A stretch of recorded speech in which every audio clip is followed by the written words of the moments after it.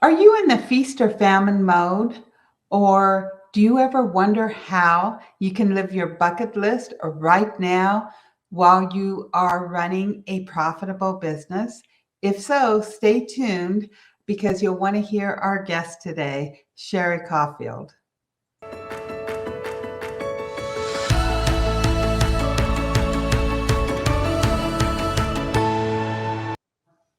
Welcome to this episode of Biz Success in 15. I will be interviewing Sherri Coffelt. She partners with service-based entrepreneurs to attract high-quality leads that they can turn into high-paying clients, all while they live a life of freedom and flexibility that they crave. Sherri is living her bucket list now, having sold her home and most of her possessions to travel the world, taking her coaching and consulting business with her, and she's never looked back. Leveraging her step-by-step Freedom Finder formula, Sherri's clients create customized plan to build a business around the lifestyle they want to create and the income that it's going to take to create it. She's living proof that you can build a business that allows you to work when you want, from where you want, with clients that you love. Welcome, Sherri. It's a pleasure to have you. I'm so excited to be here, Cindy. Thank you. So, to start with, tell us a little bit about who you serve and what made you decide to sell all your possessions and travel the world. How did you get into this? Absolutely. Well, first of all, I've been in this topsy-turvy world of being an entrepreneur for over 2 decades, and I've seen it all during that time. Um, I love working with primarily female service-based entrepreneurs who know that they have a huge gift to share, but they want to do it in a way that allows them to live the lifestyle that they want to live. We all hear the some days in our lives. Someday I'm going to do this, or someday I'm going to do that. And I've always been a believer of why wait for someday. And quite honestly, several years ago, I had that, I call it my knock upside the head moment, that I had, despite saying that literally almost in my entire life, I had unconsciously got myself into a place where the business I had built, my marketing strategies, were requiring me to basically be in California. I was using live speaking and live networking to get most of my clients. And if I jetted away to Australia for a couple months, my leads would dry up. So honestly, it was a tough moment. It was one of those, once you see it, you can't unsee it, Mhm. because I felt so out of integrity. Because here I was telling all my clients, you can build this business that fits into the lifestyle you want to live. And I had unconsciously got myself to a point where my own business was not doing that. So I put my Mhm. stake in the ground, and within 6 months, I had completely revamped my marketing strategy, had sold my home, put my possessions in storage, and I was off to 4 months in Australia. And I've never looked back. Fun, fun, fun. Yeah, So, where all have you traveled as oh you've gosh. your business? I've been I've made everywhere in Australia that at least that I want to go at this point, other than Melbourne. I missed in Melbourne because of COVID. New Zealand, all over Europe, Canada, Vancouver, Calgary, all over the United States, Mexico, Costa Rica. I can go on and on. Fun, fun, fun. It's Um, been amazing. But the mhm. most important thing is that I get to do what I love and still have a business that makes an impact. And that's what so many people want. And your bucket list or somebody else's bucket list may not be traveling full time. I work with a lot of clients that want to retire their husband, or they are Mhm. their mom and they want to have a business they can work 9 to 3 and be able to be a full-time mom outside of school hours. Whatever your bucket list is, let's build a business that fits into that lifestyle. And that's really what I'm all about. And I love helping my clients to get clear on that vision, and then create the solid foundation they need for success. And then, most importantly, choose and implement the right marketing strategies so they create that consistent flow of leads that gives them that income and that flexibility that they desire. Exactly. So, where does one even start if they want to start living their bucket Yeah. list while running their business? Well, we touched on it before. It's basically, it all starts with vision, Mhm. because we have to make sure that we're clear on what the life is that we want to live. And when I say life, I mean every area of your life, your relationships, your environment, where you're living, how you're living, what you're spending your time doing. Your health is critically important, of course. The wealth that you need to have in order to live that lifestyle. And then, of course, how your business fits into all of that. But your business really needs to come, I don't want to say it comes last, but it needs to be created around those other life parameters. And when you get clear on that vision, then you know where to go from there in creating your business. Now, I personally use a vision letter process where you write a letter to a friend that you haven't seen for a year. Have you ever done this, Cindy? I've never done that. No. So you write a letter to a friend that you haven't seen for a year, describing for them everything that's happened in your life in the last year when everything that you want has already happened. Okay. And describe it in detail. So it's a vision board in words. Okay. And it's so powerful because people get clear on how they really do want to be spending their time and where they want to be and what their relationships are like. And it can be your anchor when you're going through those. We all know there's these ups and downs as an entrepreneur. When you're in one of those troughs, it's a great anchor to bring you back to why you're doing all this. So start with your vision. And I'd love that. I've never per se written to my friend, but for years now, on January 1st of each year, I write myself a letter to, I write a letter to me from my future self. Yes. And exactly the same thing. It's like everything that I want to happen that year and everything that's happened. And one of the most magical things that ever happened was, we was planning to move to Prescott, Arizona from California. So on January 1st, we could not fix up our house. We'd lived there for over 20 years. It needed some TLC. We couldn't do it while we lived there because my husband has a parrot and all the construction would kill the parrot. So at the beginning of the year, I wrote, hey, we found this beautiful place to lease in Prescott and we fixed up our house and we sold it within 2 weeks and I got X amount of dollars net profit. Right. Well, as we started looking for a place to rent, a house flipper came to me and offered me that exact net amount. So I sold my house when it wasn't for sale.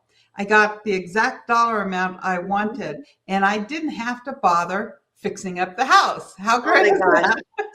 And see how powerful you are? So, anyways, excuse me. And so what do you think stops entrepreneurs from living their bucket list, from living their dream?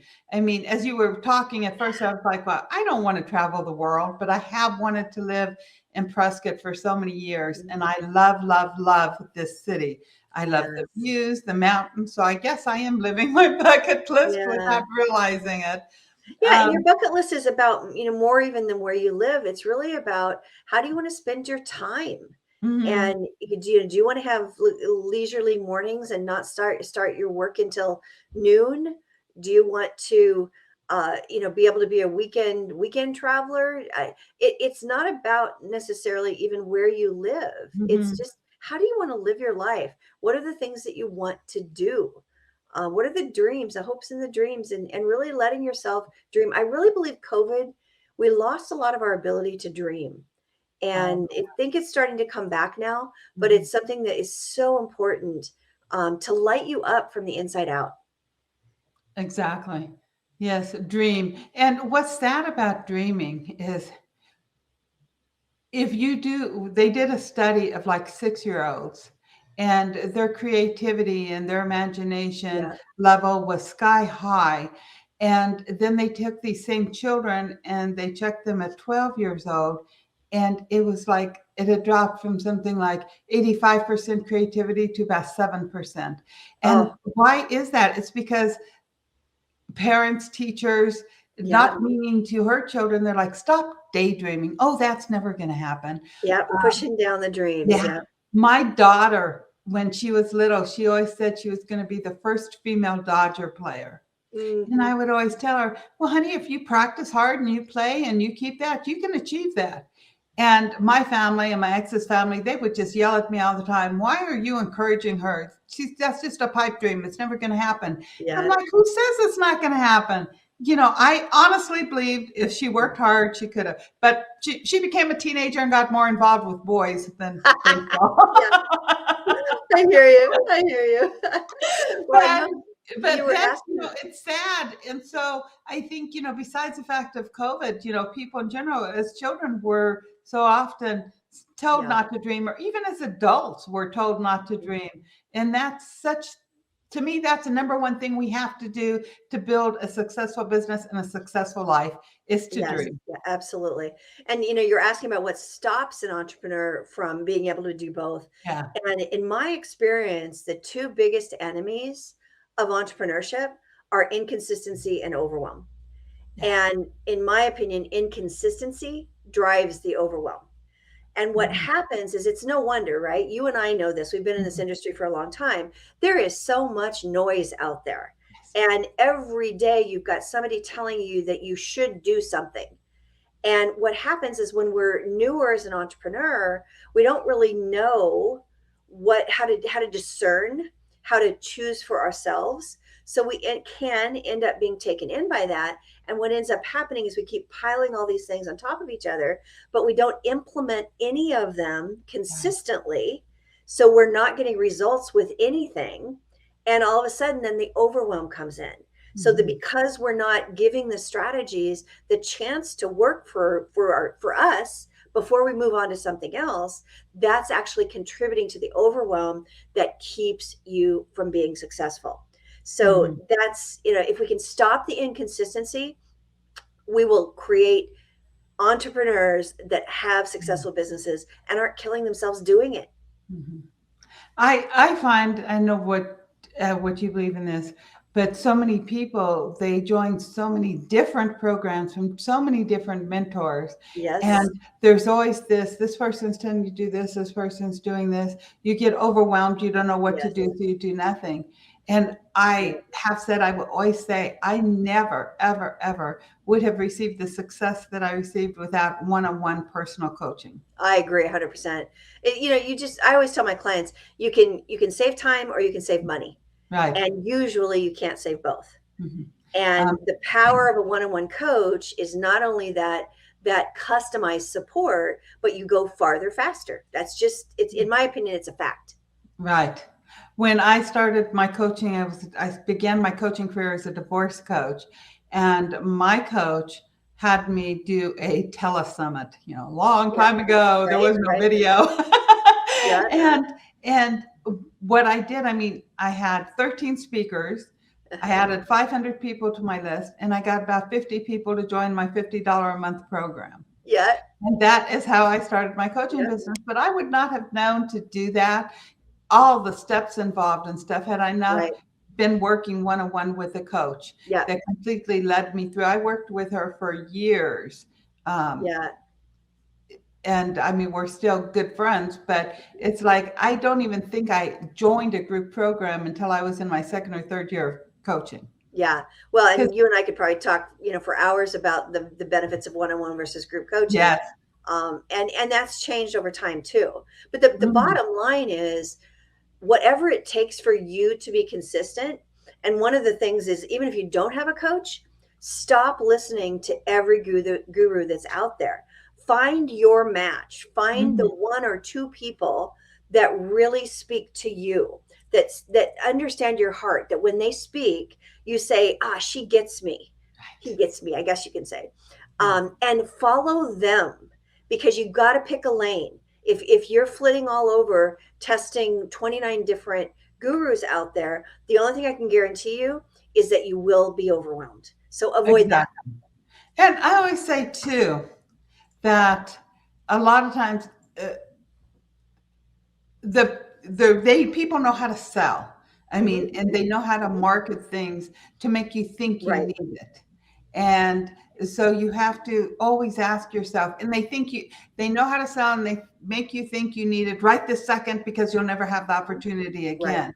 But if you can relax just into that belief, whatever I need, I'm going to have when I need it. I Yes. don't And need that to when have I need it is everything what's now. important. Yeah. And really start asking, do I need this right now? Am I solving a problem I have right this minute? Or am I trying to solve a problem I might have 6 months from now? Mm-hmm. And Absolutely. just sometimes those have helped me and my clients really decipher what to purchase and what not to. Yeah.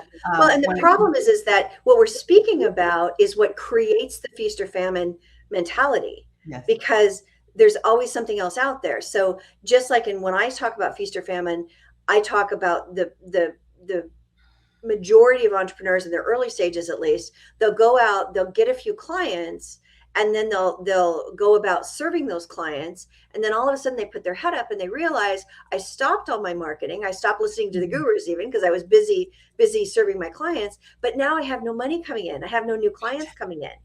And that roller coaster of feast or famine is just it's excruciating, right? Mhm. It's scary and it's not fun. So by again, that consistency comes in again, right? If you go and you choose the right 3 marketing strategies for you and you implement them consistently, you avoid that shiny object syndrome of all the different gurus out there telling you something different, and you have the ability to say, is this part of my 3 core marketing strategies? I always say no more than 3. Right. And if the answer is no, then the time is not right now. Mhm. And, one of my favorite quotes is from John Assaraf, and it's, you have all the resources you need right this minute to make a masterpiece out of your life Yes. and your business. And so many people, they think they don't have what they need. So I always think the first step is to tap into the resources you have right this second. It's Yes. amazing how many free resources even that Mhm. you have that you're not even realizing are Yeah, resources. absolutely. And honestly, that what we're talking about today is simple, but it's not easy. When Mhm. I talk about getting out of the feast or famine cycle, there's really in my experience 4 things you need to do. A is you Mhm. start with your vision, which is what we've already talked about, right? So we Right. all know that. Uh, B, you keep it simple. That's where that rule of 3 comes in. Stick Mhm. to no more than 3 marketing strategies, no more than 3 offers that you make. Keep to that rule of 3, and you'll keep yourself grounded. And then number 3, or C, I guess I'm doing ABC, is be consistent in what you choose. So you Mhm. choose those 3 marketing strategies and implement them consistently, day in and day out, until you truly do prove that a strategy works or doesn't work. Doesn't mean you don't change if something's not working for you, but you Mhm. can't be flitting around doing 29 different things. And then Mhm. the last thing is make sure you have a bulletproof follow-up system. This is something that again comes back to consistency again, right? Mhm. Most entrepreneurs don't follow through, and I tell my clients, for instance, on networking, if you're going to go to a networking event and you don't have a plan to follow up, don't go at all. You might as well save your time.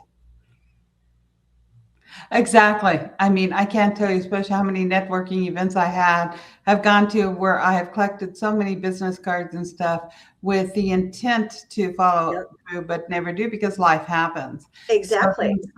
somebody told me, before you go to the event, block off time in Yeah, your calendar to follow up after the event. And exactly. just That's that exactly one what I do. strategy made such a big difference in my life.